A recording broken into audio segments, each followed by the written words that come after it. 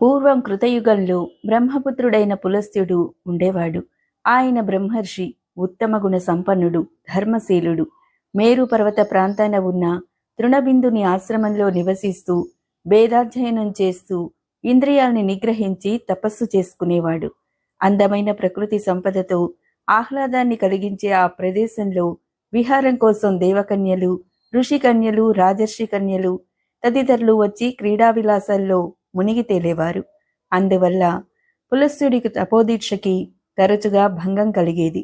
దీనికి మహర్షి చిరాకు పడి, ఇక ముందు మీరిక్కడికి రావద్దు. ఒకవేళ ఎవరైనా వచ్చి నన్ను చూశారంటే వాళ్ళకి వెంటనే గర్భం వస్తుంది అని ఒక కట్టడి చేశాడు. అప్పటి నుండి అక్కడికి వెళ్ళడం మానుకున్నారు అందరూ.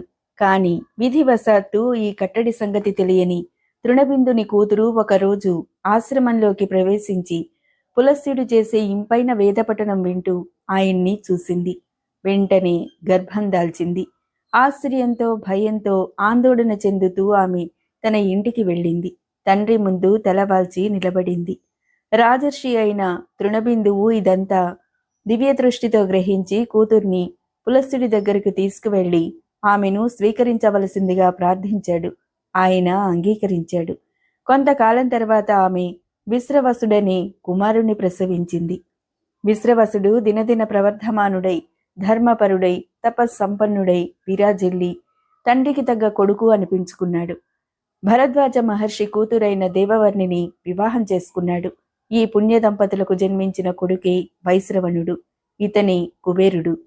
వైశ్రవణుడు బ్రహ్మను గురించి 1000 సంవత్సరాలు తపస్సు చేశాడు. బ్రహ్మ సంతోషించి అతనికి ప్రత్యక్షమై ఏం కావాలో కోరుకోమన్నాడు.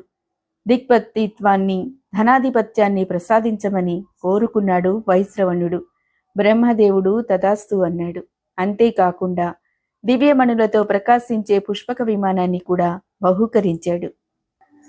వరాన్ని పొందిన వైశ్రవణుడు తండ్రి దగ్గరికి వెళ్లి జరిగిందంతా విన్నవించి తనకు తగినట్లుగా ఒక నివాసం ఏదైనా సెలవీయమని ప్రార్థించాడు. నాయనా, విశ్వకర్మ చేత త్రికూట పర్వతం మీద నిర్మింపబడి అందాలు చిందించే లంకా పట్టణం నీ నివాసానికి యోగ్యమైంది.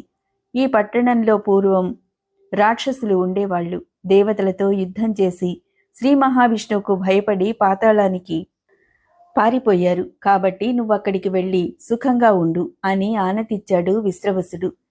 అప్పటి నుంచి వైశ్రవణుడు లంకాధిపతి అయి ధర్మపాలన చేస్తూ అందరి ప్రశంసలు అందుకున్నాడు. చాలా కాలం తర్వాత పాతాళవాసి అయిన సుమాలి భూలోకానికి వచ్చి లంకా నగరాన్ని ఆక్రమించుకోవలసిందిగా తన